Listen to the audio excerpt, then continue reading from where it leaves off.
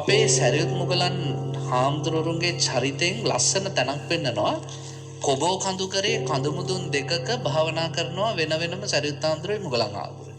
එදා පොය දවසක් සැරියුත් හාමුදුරුවෝ හොඳට හිස බාලව හොඳට හිස බාපුවම හාමුදුරුවන්ගේ මේ තට්ටේ ටිකක් දිලිසෙනවා. නේද? එතකොට මේ හඳ එළිය වැටෙනවා තවත් දිලිසෙනවා. සැරියුත් හාමුදුරුවන්ගේ තට්ටේ දිලිසෙද්දී උතුරු කුරු දිවයිනේ ඉඳලා දකුණු කුරු දිවයිනට යන යක්ෂයෝ දෙන්නෙක් අතරින් එකෙක් කියනවා මට නම් අර ඔළුව දැක්කම ටොක්ක්ක් අයින්ටමයි හිතෙන්නේ කියනවා තට්ටේට.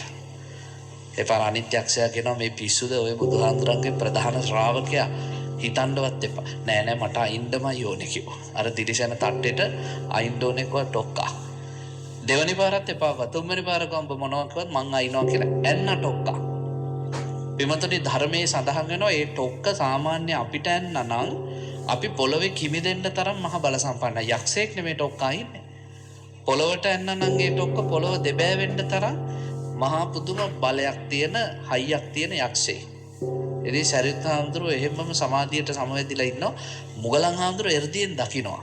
උන්වහන්සේ ඉක්මනට වැඩලා කියනවා මේ සරියුත් හාමුදුරනේ ඔබ වහන්සේට වේදනාවක් නැද්ද ඉවසන්න පුළුවන්ද කියලා. සරියුත් හාමුදුරුවෝ ධානයෙන් පිබිදිලා අහනවා මේ මොකද? නෑ මේ දැන් උතුරු කුරු දිවෙන්නලා දකුණු කුරු දිවෙන්ට යන යක්කු දෙන්නෙක්ගෙන් එකෙක් ඔබ වහන්සේට ටොක්ක්ක් යන්න සාමාන්‍ය මිනිහෙක්ට යන්න නම් මල මුත්‍රාත් පිට වෙනවා මහා පොළවේ ගිලෙන්න තරම් ටොක්ක්ක් කියලා. සරියුත් හාමුදුරුවෝ ඒ වෙලාවේ ඔළුව අත ගාලා කිව්වා යාන්තමට වගේ පොඩ්ඩක් රිදෙනවා කියලා. මුගලන් හාමුදුරුවෝ අත් දෙක එකතු කරලා කිව්වා සාදු සාදු සාරිපුත්තයන් වහන්සේගේ සමාධියේ මහිමය. මේ තරම් දරුණු දෙයක් වුණත් උන්වහන්සේට දැනෙන්නේ සාදු සාදු. උන්වහන්සේ වගේ කර. දැන් අපේ වගේ කෙනෙක්ට ඒ වගේ අගය කිරීමක් කර අපි කොලර් එක උස්ස ගන්නවා. ඒ කියන්නේ මං වගේ මිනිහෙන්නේ ඔහොමනේ. හැබැයි අනිත් පැත්තට සරියුත් හාමුදුරුවෝ අත් දෙක එකතු කරලා මුගලන් හාමුදුරන්ට වැඳලා කියනවා සාදු සාදු මුගලන්ගේ එර්දියක මහිමය. මට නම් යක්ෂයෙක් තියා පාංශු විසාජෙක්වත් පේන්නේ නැහැ. ඔබ වහන්සේ මොනතරම් ශ්‍රේෂ්ඨයි. ඒ කියන්නේ කෙනෙක් තමම වර්ණනා කරද්දී අනිත් පැත්තට එයාව වර්ණනා කරනවා. දැන් අපි බලාපොරොත්තු වෙන්නේ අපේ හොඳ කීම විතරනේ ගුණ ගායනා ප්‍රශස්ති විතර. අනිත් කෙනාගේ හොඳක් දකින්නේ නැහැ.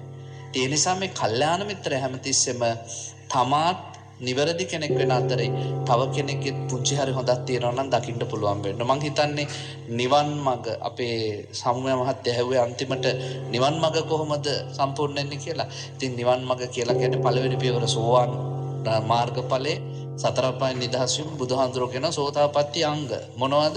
ශ්‍රද්ධාව, කල්යාණ මිත්‍ර සම්පත්තිය, සීලය, සද්ධර්ම ශ්‍රවණය, ධම්මානුධම්ම ප්‍රතිපදාව, යෝනිසෝ මනසිකාරය. ඒ වෙන් එකක් මේ කල්යාණ මිත්‍රත්වයේ ඕක නැතුව නිවන් මඟ පූර්ණේ කරන්න අමාරුයි. සම්පූර්ණ බුද්ධ ශාසනයම මේ කල්යාණ ධර්මයේම පවතින්නේ කල්යාණ මිත්‍රත්වය මතයි. එනේ කල්යාණ මිත්‍රත්වයෙන් නිවන් මඟ සපුර ගන්න ඔයත්තන්ට හැම දිනාටම මේ උතුම් පින්කම් ආශිර්වාදයක්ම වේවා කියලා